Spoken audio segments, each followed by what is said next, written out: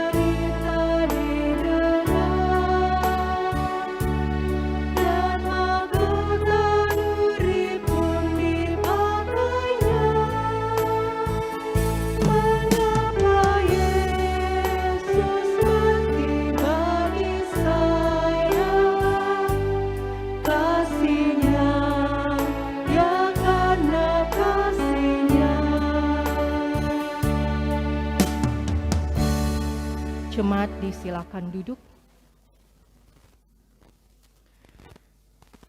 Marilah kita berdoa. Tuhan Allah di dalam Anak dan Roh Kudus, kami mengaku dosa kepadamu bahwa dalam ungkapan kata seringkali kami berkata Engkau adalah Tuhan, kami tidak melayanimu. Engkau adalah Guru, tapi kami tidak mendengarkanmu. Engkau adalah jalan, tapi kami tidak mengikutimu. Ampunilah kami Tuhan, dan pulihkanlah iman kami melalui darah Anak Domba Allah, agar kami sungguh melayani, mendengarkan, dan mengikutimu. Kita berdoa.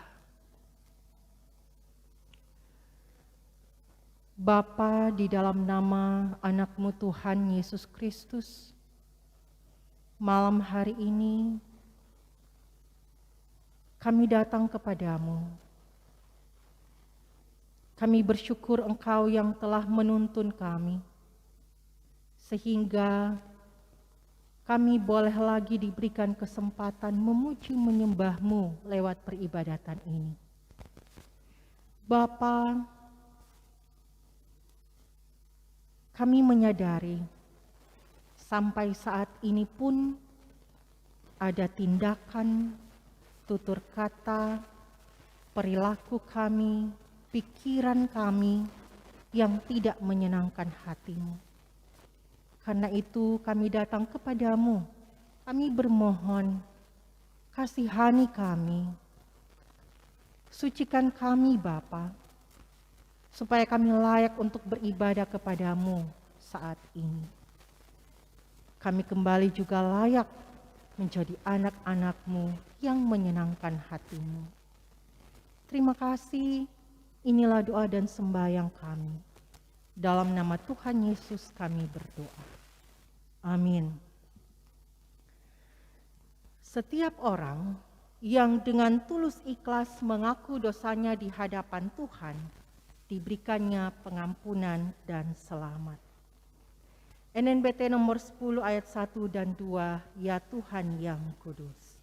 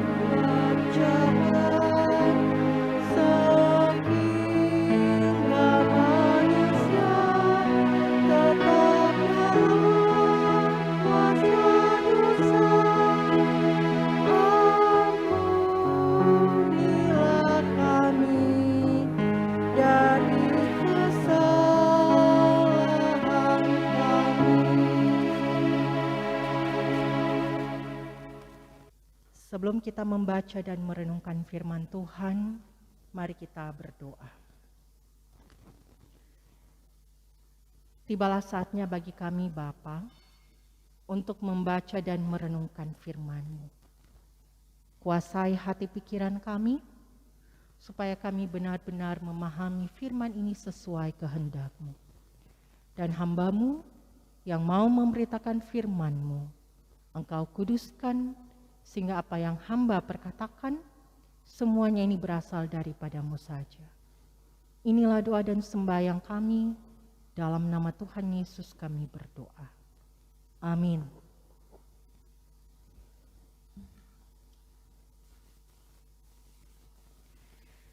Jemaat yang diberkati oleh Tuhan Yesus Kristus, saat ini kita akan membaca dan merenungkan firman Tuhan yang diambil dalam kitab Perjanjian Baru, Matius pasal 26 ayat 69 sampai dengan 75.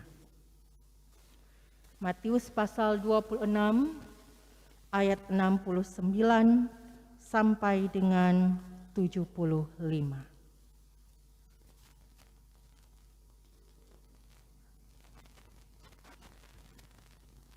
Firman Tuhan seperti ini. Sementara itu, Petrus duduk di luar di halaman. Maka datanglah seorang hamba perempuan kepadanya, katanya, "Engkau juga selalu bersama-sama dengan Yesus, orang Galilea itu." Tetapi ia menyangkalnya di depan semua orang, katanya, "Aku tidak tahu apa yang engkau maksud." Ketika ia pergi ke pintu gerbang, seorang hamba lain melihat dia dan berkata kepada orang-orang yang ada di situ, "Orang ini bersama-sama dengan Yesus orang Nazaret itu." Dan ia menyangkalnya pula dengan bersumpah, "Aku tidak kenal orang itu." Tidak lama kemudian, orang-orang yang ada di situ datang kepada Petrus dan berkata, "Pasti engkau juga salah seorang dari mereka. Itu nyata dari bahasamu." Maka mulailah Petrus mengutuk dan bersumpah, "Aku tidak kenal orang itu." Dan pada saat itu berkokoklah ayam.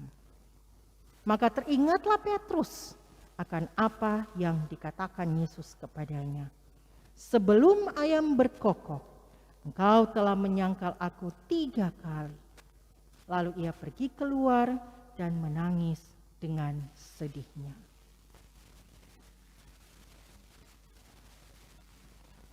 Sampai di situ pembacaan firman Tuhan.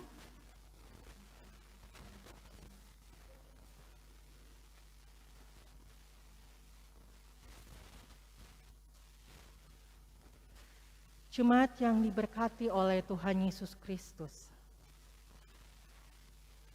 Rasul Petrus dikenal sebagai seorang murid Yesus yang memiliki peran yang besar dalam penginjilan.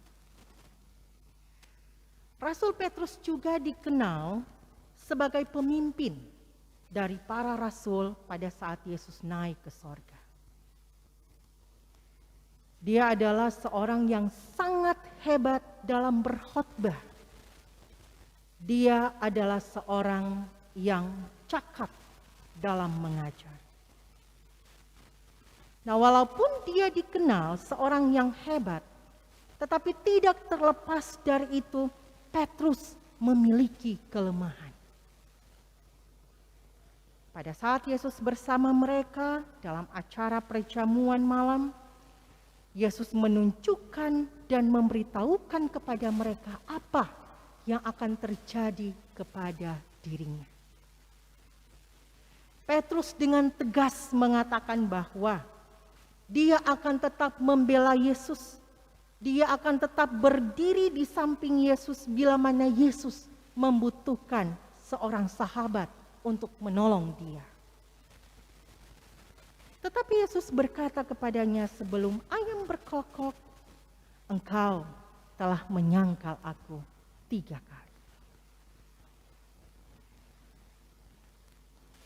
Nah, sebetulnya keadaan ini atau peristiwa ini adalah sesuatu yang mengundang tanda tanya besar. Kenapa? Karena Petrus adalah salah satu atau salah seorang murid Yesus yang sangat dekat dengannya.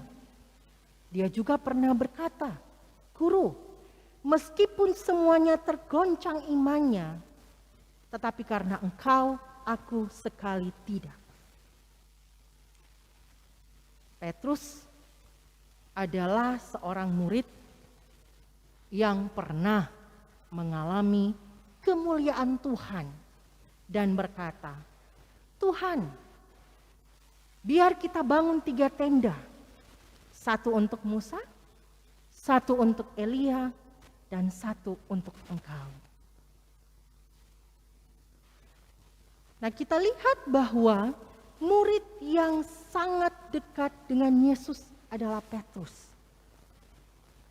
Bahkan jika diperhatikan, kemanapun Yesus pergi, Petrus selalu diajak serta. Jadi kalau murid yang lain bisa menyangkal, maka itu bisa dimengerti. Tetapi kalau murid seperti Petrus yang bisa menyangkal, hal ini mengundang tanda tanya besar. Kenapa bisa menyangkal?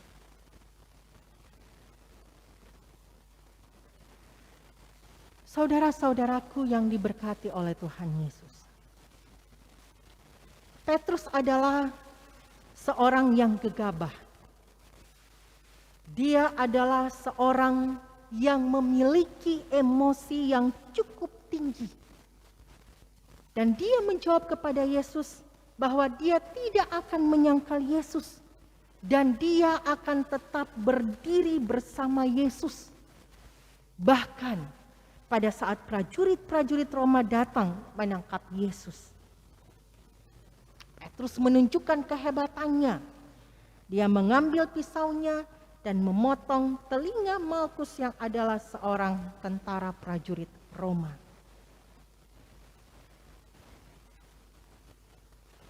Petrus yang tadinya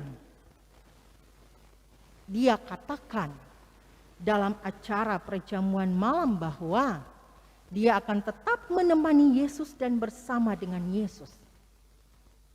Tetapi sekarang pada saat Yesus ditangkap, Petrus hanya mengikut dari jauh. Kelemahan pertama dari Petrus adalah ketika Yesus ditangkap, Petrus hanya mengikut dari jauh.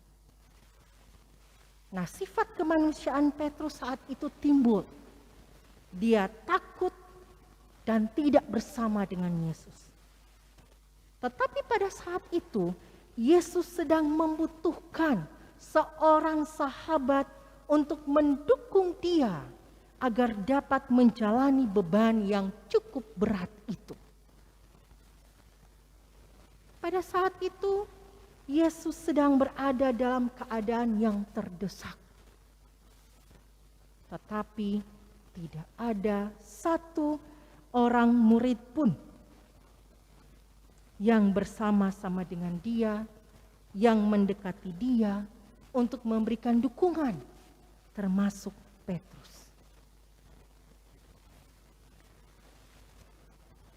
Sifat Petrus sering terulang dalam kehidupan kita.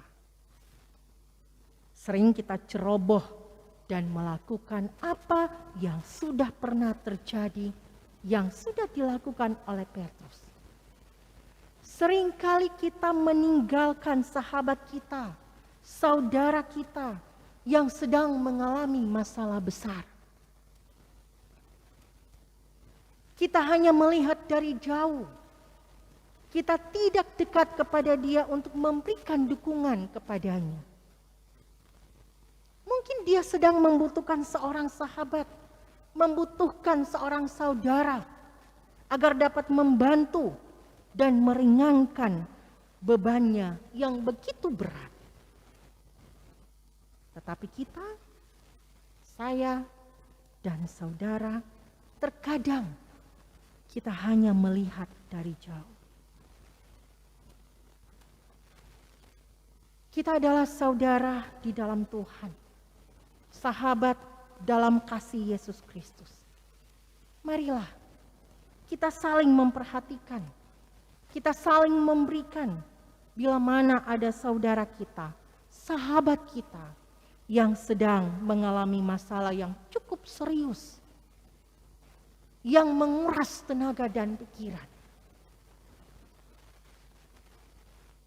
Marilah kita turut memperhatikan dan saling membantu agar masalah yang dihadapi tidak terlalu berat bagi dia. Kesalahan yang telah dilakukan oleh Petrus hendaklah itu tidak terulang dalam kehidupan kita di dalam gereja ini. Tidak terulang di lingkungan kita, bahkan dalam keluarga kita sendiri. Kita adalah sahabat, kita adalah saudara, marilah kita saling memperhatikan, agar kita saling berbagi satu dengan yang lain. Nah, kelemahan yang kedua dari Petrus adalah, Petrus duduk bersama-sama dengan para ahli Taurat, dan juga orang-orang yang memusuhi Yesus. Nah, di situ Petrus tidak sadar, Petrus tidak ingin dikenali bahwa dia adalah salah seorang yang selalu bersama dengan Yesus. Petrus adalah seorang dari Galilea yang datang ke Yerusalem. Sudah tentu logatnya berbeda dengan orang Yerusalem. Tetapi untuk memungkiri itu, dia merubah logatnya agar dia tidak dikenal orang. Dia berpura-pura agar dia dapat lolos dari tekanan. Saudara-saudaraku yang dikasihi oleh Tuhan Yesus, terkadang hal yang sama pula kita lakukan. Mungkin pada saat sahabat kita ataupun saudara kita sedang berada dalam tekanan, kita meninggalkan dia, melihat dari jauh, bahkan menjauhi dia. Yesus sangat tersakiti. Seorang yang dianggap hebat, cakap dalam melakukan tugas, mengkhianati dia. Mari kita rubah kehidupan baru kita, agar kita dapat melangkah bersama-sama dengan sahabat kita, rekan kita, bahkan saudara kita. Nah, kelemahan yang ketiga adalah Petrus menyangkal Yesus. Ada seorang hamba perempuan yang menanyai dia. Dia mengatakan, "Bukan, aku tidak kenal dia." Petrus menyangkal Yesus di hadapan seorang perempuan yang sebenarnya tidak terlalu susah untuk dihadapi. Nah, seorang lagi mengatakan kepada dia bahwa kamu adalah seorang pengikut Yesus. Dia kembali mengatakan hal yang sama. Bukan aku. Setelah 1 jam dia berada di situ, ada lagi seorang yang berkata dengan tegas kepada dia bahwa engkau adalah pengikut Yesus. Jawabannya sangat menyakitkan dan menusuk hati Yesus. Dia kembali mengatakan, "Bukan, aku tidak tahu apa yang engkau katakan." Petrus telah menyangkal gurunya sendiri.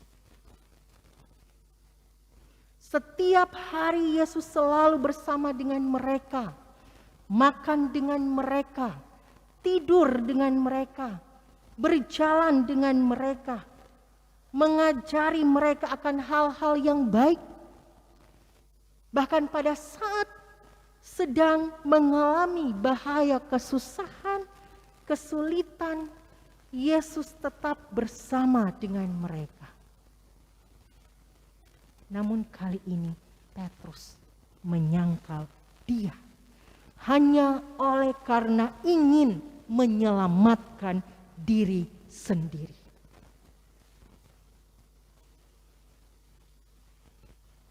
Pada saat ayam berkokok 3 kali, mata Yesus mulai mencari di mana Petrus berdiri.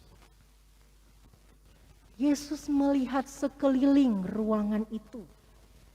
Dan pada saat mata Yesus bertemu dengan mata Petrus,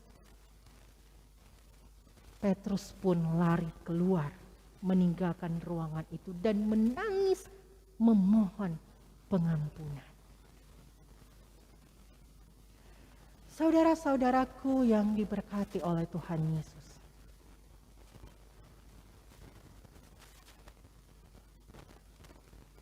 Sering kita ingin menyelamatkan diri sendiri dan mengorbankan teman kita. Kita menyalahkan teman kita, memojokkan dia, hanya untuk melepaskan diri kita dari masalah yang sedang dihadapi bersama-sama. Kita katakan tidak, padahal kita juga telah turut bersama-sama mengikuti. Jangan sampai kita yang mengaku murid Yesus, orang-orang percaya, pelayan-pelayan Kristus, tetapi akhirnya karena harta, materi, kedudukan dalam pekerjaan, dan tawaran-tawaran yang ditawarkan oleh dunia, lalu kita tergoda, lalu menyangkal atau menjual Yesus. Karena semuanya itu akan mendatangkan kesia-siaan atau kebinasaan kekal. Kita sama lemahnya dengan Petrus. Kita tidak lebih baik dari siapapun. Satu-satunya alasan kita dapat menjadi lebih baik adalah karena anugerah Tuhan yang besar. Dia telah menyatakan pemeliharaannya dan anugerahnya yang membuat kita menjadi seperti adanya kita sekarang. John Calvin mengatakan, penyangkalan Petrus terjadi karena hal-hal kecil, bukan hal-hal yang besar. Manusia bisa tidak jatuh hanya karena kasih karunia Allah. Begitu Allah tidak menopang, maka serangan kecil pun akan menjatuhkan. Dalam 1 Petrus 2 ayat 21 firman Tuhan, sebab untuk itulah kamu dipanggil, karena Kristus pun telah menderita untuk kamu dan telah meninggalkan teladan bagimu, supaya kamu mengikuti jejaknya. Dan akhirnya Alkitab tak pernah mencatat bahwa pengikut Kristus akan terbebas dari masalah dan beroleh kenyamanan hidup. Sebaliknya dengan tegas dinyatakan bahwa kamu akan dibenci semua orang oleh karena namaku, tetapi orang yang bertahan sampai pada kesudahannya akan selamat. Amin.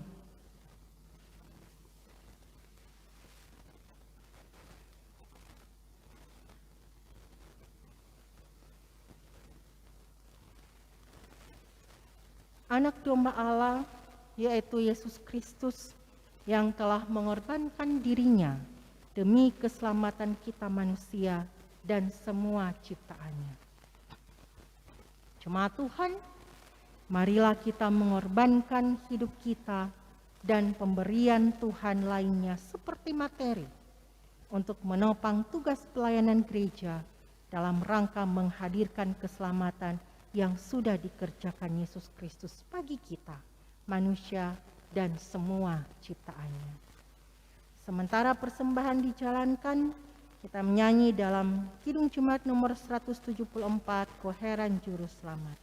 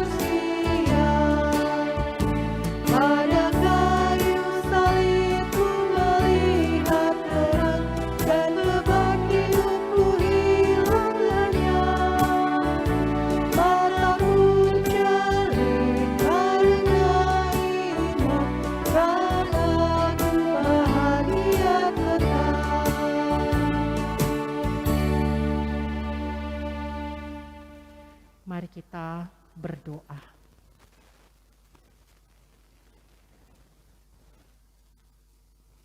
Bapa di dalam surga, Bapa yang kami sembah, kami puji dan muliakan. Di minggu sengsara yang kelima ini, kami kembali menghayati pengorbanan-Mu lewat ibadah kolom malam hari ini. Terima kasih atas tuntunan-Mu, karena Engkau yang hadir, Engkau yang menyertai, sehingga ibadah ini boleh terlaksana dengan baik.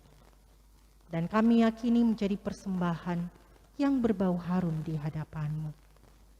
Ya Bapa, kami telah membaca dan merenungkan firman-Mu.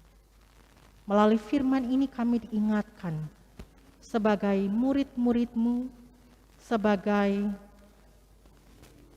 orang yang Engkau tebus dengan darah-Mu, kami harus tetap setia kepadamu. Karena itu, mampukan kami, supaya kami tidak gampang jatuh. Kami tidak gampang mengikuti arus dunia, yang kami sadari lebih hari lebih memikat kami. Tapi karena itu kami bermohon, tetap pegang kami, tangan kami. Berjalanlah terus bersama-sama dengan kami, sehingga kami selalu menyenangkan hati-Mu. Ya Bapa, kami saat ini mau berdoa untuk bangsa negara kami, pemerintah-pemerintah kami, mulai dari pusat sampai dengan daerah. Engkau sertai mereka Bapa, ketika kami masih menghadapi COVID-19, kami mohon Engkau kuatkan kami. Berikan imun tubuh yang kuat, sehingga kami selalu melaksanakan setiap kegiatan dengan baik. Pemerintah-pemerintah kami yang mengerjakan setiap tugas pekerjaan mereka, apalagi dalam menghadapi virus COVID-19 ini, kami mohon berikan mereka kekuatan, kesabaran, tapi juga hikmat, sehingga mereka boleh melaksanakan tugas tanggung jawab mereka, pekerjaan mereka, dalam bidang apapun, terlebih dalam bidang kesehatan, dengan baik. Dan semuanya itu untuk hormat kemuliaan nama-Mu saja. Ya Bapa di dalam surga, kami mau berdoa untuk Jemaat-Mu Bukit Muria Winangun, dari kolom 1 sampai dengan kolom 17. Diberkatilah kami semua Bapa, dalam setiap harapan-harapan kami ke depan, tapi juga dalam setiap aktivitas kami. Semuanya boleh terlaksana untuk hormat kemuliaan nama-Mu. Terima kasih Bapa, untuk para pelayan khusus Penatua Syamas dari kolom 1 sampai dengan kolom 17, Engkau sertai dan tuntun mereka, sehingga mereka melaksanakan pelayanan mereka untuk hormat kemuliaan nama-Mu. Untuk badan pekerja Majelis Jemaat Bukit Muria Winangun, Engkau juga sertai dan tuntun dalam setiap apa yang mereka kerjakan. Program-program semuanya berjalan sesuai dengan kehendak-Mu. Panitia hari-hari raya gerejawi, panitia pemilihan, panitia pembangunan gedung serbaguna, kami serahkan ke dalam tangan-Mu. Tugas-tugas tanggung jawab masing-masing, itu semuanya boleh jadi, boleh terlaksana karena tuntunan dan penyertaan-Mu. Untuk pegawai kantor gereja, para pendeta, kostor, tenaga sarjana teologi, kami mohon Engkau tetap kuatkan, sehatkan kami semua. Dalam tugas pelayanan kami masing-masing, berikan kekuatan dan kemampuan, supaya kami boleh melayani umat-Mu untuk hormat kemuliaan nama-Mu saja. Bapa, kami telah memberikan persembahan. Berkati persembahan ini untuk pelayanan-Mu. Inilah doa dan sembahyang kami, di dalam nama Tuhan Yesus yang mengajar kami berdoa bersama. Bapa kami yang di sorga, dikuduskanlah nama-Mu.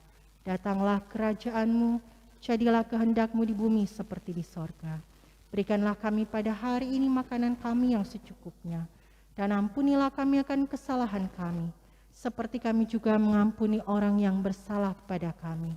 Dan janganlah membawa kami ke dalam pencobaan, tapi lepaskanlah kami daripada yang jahat, karena Engkau-lah yang punya kerajaan, kuasa, dan kemuliaan sampai selama-lamanya.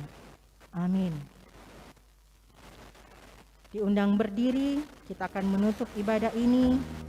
Kita menyanyi dalam Kidung Jemaat nomor 178, Karena Kasih-Nya Padaku.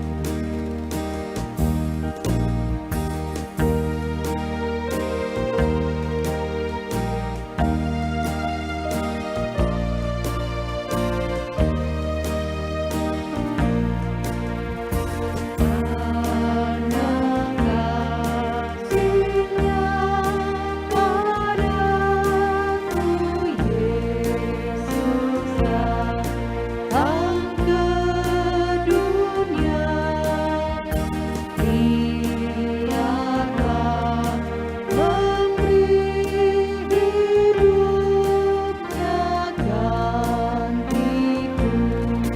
yang bercelah. Oh, betapa mulia dan ajaib kuasa-Nya.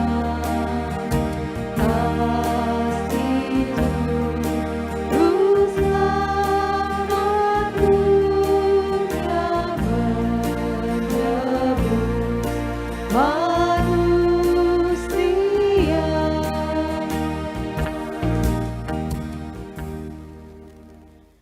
Pengutusan dan berkat, kita menyanyi Kidung Jemaat nomor 348, Anugerah Tuhan kita Yesus Kristus.